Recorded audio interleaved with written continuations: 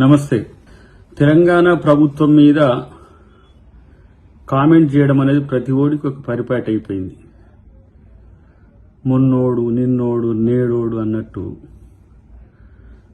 Parliament సాక్షిగా విజయసాయిరెడ్డి మాట్లాడిన మాటలు కనుక చూస్తే ఒక రాజకీయ అజ్ఞానిగా, మరి పెద్దల సభకు ఎట్ట ప్రాతినిధ్యం వహిస్తుండో నాకు తెలియదు, కానీ ఇంత అక్కసు తెలంగాణ ప్రభుత్వం మీద ఎందుకు?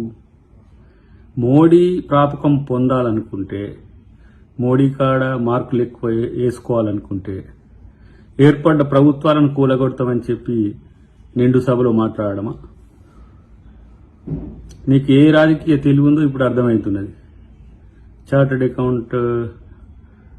Chartered accountant turned political leader, లేకపోతే జగన్కు సలహాదారుగా ఉన్నట్టుగా ఉండి మారిన పొలిటికల్ లీడర్ లెక్క ప్రభుత్వాలు మారవు మిత్రమా. ఇలా షర్మిల అక్కడికి వచ్చి కాంగ్రెస్ను బలోపేతం చేయడం అనేది నీకు నచ్చకపోవచ్చు, అందుకనే కాంగ్రెస్ మీద అక్కసు వెళ్ళబుచ్చుకుంటున్నావేమో. డెఫినెట్గా రేపు ఏ విధంగా రాజకీయంగా మీకు సమాధానం చెప్పాలనో కాంగ్రెస్ పార్టీ చెప్తుంది. కానీ కేసీఆర్తో అంటగాగుతున్న మీరు మీ అక్కస్ను వెళ్ళగక్కడం అనేది దేనికి సంకేతమో ఆలోచించుకో. రేపు ఎన్నో రోజులు జరగదు మీ వైఎస్ఆర్సీపీ ప్రభుత్వం అక్కడ అని కూడా మేము కామెంట్ చేయాలనా?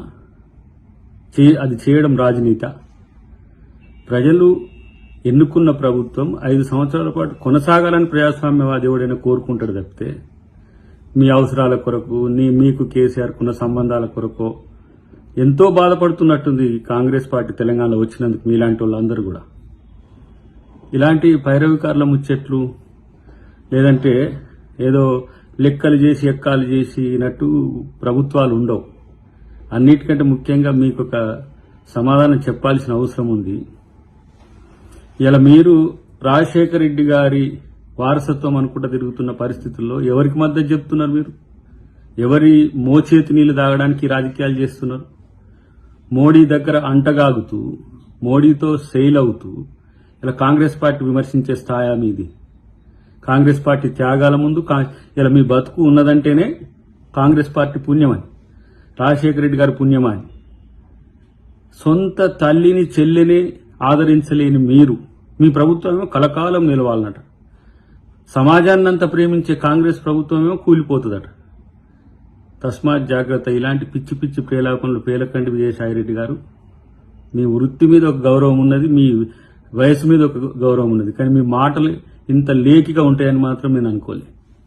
చూడండి రేపు కాంగ్రెస్ పార్టీ ఆంధ్రప్రదేశ్లో ప్రజలు ఎట్లా ఆశీర్వదిస్తారో చూడండి.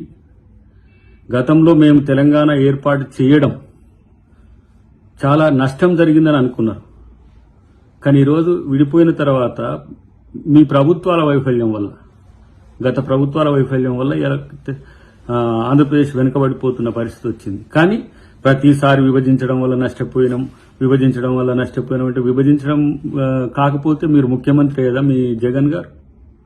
ఇలా ఇంత పెద్ద పెద్ద ఆస్తులు పెరిగాయా? 4 లక్షల కోట్ల రూపాయల బడ్జెట్ పెట్టుకుంటున్నారు ఒక్కొక్క స్టేట్. అంటే ఏంది? తెలుగోళ్ళ ఒక స్వావలంబన పెరిగినట్టే, తెలుగోళ్ళ అస్తిత్వం పెరిగినట్టే. ఆ మాత్రం కనీస రాజకీయ ఇంగితం లేకుండా ఇష్టం వచ్చినట్టు మాట్లాడుతా అంటే ఇలా మీరు రాజకీయ నాయకులు అనుకోవాలనా, రాజకీయ దివాలా కోరుతనం అనుకోవాలనా, లేకపోతే బానిసత్వంతో మోడీని జోకడానికి చేసిన కామెంట్స్ అనుకోవాలనా? మీరు ఆలోచించుకోండి. రేపటి రోజున తెలంగాణ కాంగ్రెస్ శ్రేణులు కూడా ఆంధ్రప్రదేశ్లో కాంగ్రెస్ పార్టీ బలోపేతానికి కృషి చేస్తాయి. ఆంధ్రప్రదేశ్ ప్రజలకు కూడా మా విజ్ఞప్తి ఏంటంటే, రేపు కేంద్రంలో మేము అధికారంలోకి వస్తే డెఫినెట్గా ఆంధ్రప్రదేశ్ బాగు కూడా మేమే చూస్తాం.